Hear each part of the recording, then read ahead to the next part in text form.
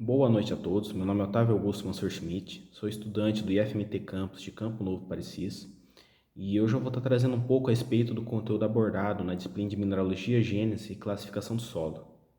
O vídeo de hoje eu vou estar trazendo um pouco a respeito dos atributos químicos do solo, os atributos diagnósticos, os horizontes diagnósticos e a classificação brasileira de solos. Bem, vou primeiro estar falando um pouco a respeito dos atributos químicos do solo, que eles são fundamentais para nós estar determinando a fertilidade natural do solo e sua capacidade de fornecer nutrientes essenciais às plantas. E dentro disso nós vamos estar trazendo alguns pontos. O primeiro deles é o pH do solo, que ele vai estar medindo a acidez, certo? A neutralidade ou alcalinidade. Ele interfere diretamente na solubilidade dos nutrientes e na atividade biológica do solo, certo? Em regiões tropicais, os solos vão ter tendência a ser mais ácidos devido à lixiviação intensa. O segundo ponto é a capacidade de troca de cátions, o CTC, que ele vai estar se referindo à capacidade do solo em reter e trocar cátions, que são nutrientes carregados positivamente. Ele vai ser determinado principalmente pelo tipo de argila, né? Temos a 2 para 1, 1 para 1, e pelo teor de matéria orgânica. E solos com alto CTC, eles vão estar retendo melhor os nutrientes, reduzindo as percas por lixiviação. O CTC, de maneira mais simplificada, né, ele vai estar sendo como uma caixa de água do solo, certo? O terceiro ponto que nós temos vai ser a saturação por base, que ele vai estar indicando o percentual da CTC ocupado por cátions básicos, como é o caso do cálcio, magnésio, potássio e sódio.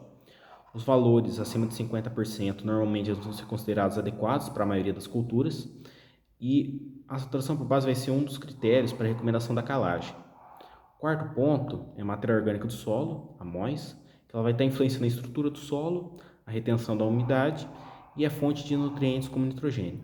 Ela vai estar atuando como um reservatório de CTC, especialmente nas camadas superficiais. Ela vai estar favorecendo a formação de agregados estáveis, melhorando a aeração e infiltração de água. O quinto ponto é o alumínio trocável, o Al3+, que ele vai estar presente em solos ácidos, ele pode ser tóxico, né, em níveis elevados, prejudicando o crescimento radicular, certo? E a recomendação da calagem, certo? Ele vai estar visando a neutralização desse alumínio trocável e elevar o pH. E por fim nós temos o fósforo disponível, que é vai ser um nutriente essencial para os processos como fotossíntese, refloração e enraizamento, certo? E os solos tropicais eles vão possuir alto poder de fixação de fósforo, especialmente na presença de óxidos de ferro e alumínio. Agora nós vamos estar passando, adiante, falando um pouco dos atributos diagnósticos, que são as características específicas, utilizadas para nós estar identificando e classificando solos. Eles vão, estar servindo como base para a definição dos horizontes diagnósticos e posteriormente para a classificação taxonômica, segundo o Sistema Brasileiro de Classificação de Solos. Os atributos, os principais que nós vamos estar usando, os principais atributos diagnósticos são a cor, certo? Que ela vai estar indicando a presença de matéria orgânica, se for uma coloração mais escura.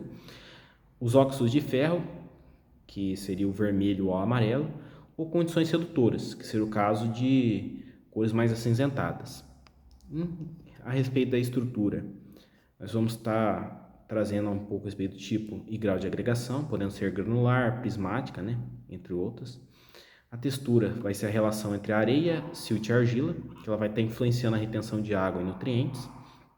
A profundidade do horizonte A, B e C vai estar sendo relacionada ao desenvolvimento do perfil do solo. E a presença de concreções ou plintita, ela vai estar indicando concentrações de endurecimento de ferro. Aí nós temos também os teores de carbono orgânico, certo? Acidez potencial e saturação por alumínio. E a presença de materiais orgânicos, que são as turfas, os carbonáticos, calcário.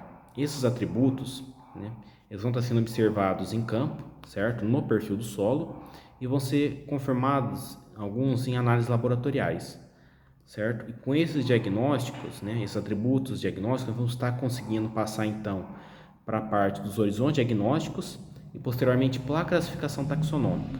Agora nós vamos estar trazendo um pouco a respeito dos horizontes diagnósticos, que são as camadas específicas do perfil do solo, que vão estar apresentando propriedades típicas, certo? Que podem ser as físicas, químicas ou morfológicas, que vão ser essenciais para a classificação taxonômica.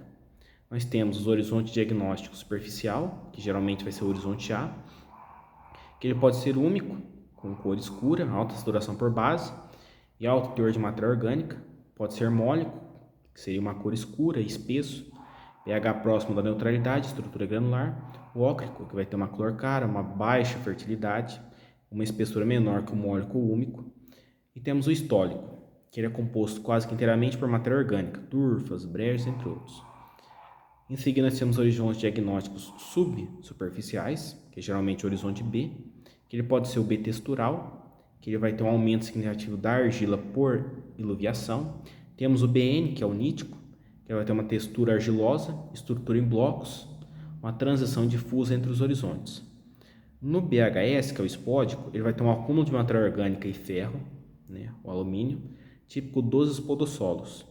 Temos o B plânio, que vai ter a presença de adensamento, uma má drenagem, uma transição abrupta de textura, e o BG, que é o gley, que vai ter uma coloração cinza, que vai estar indicando uma saturação prolongada por água, certo?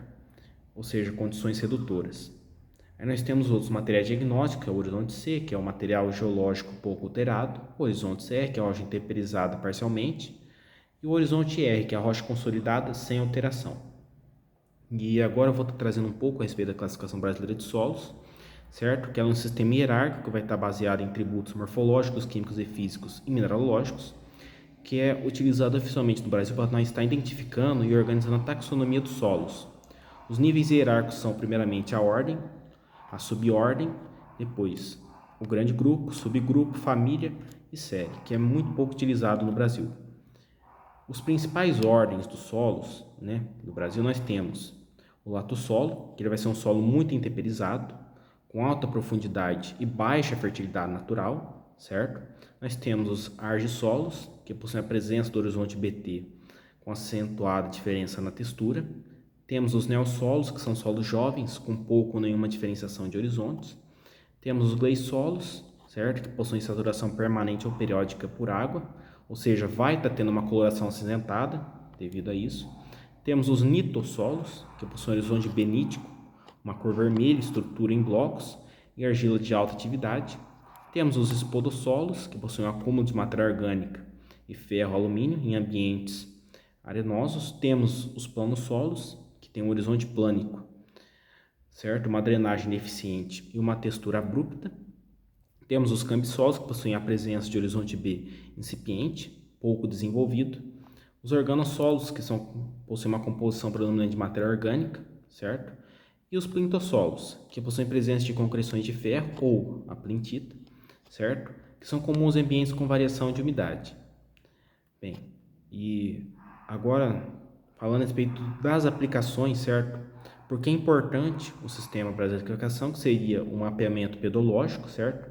E o sustentável da terra, um planejamento de atividades agrícolas, ambientais e urbanas, certo? Ele vai estar sendo uma das bases para a nossa decisão sobre manejo, conservação e recuperação dos solos degradados e a identificação de restrições potencialidades para o uso agrícola. Bem, com isto eu vou estar encerrando o vídeo, certo? E é isso.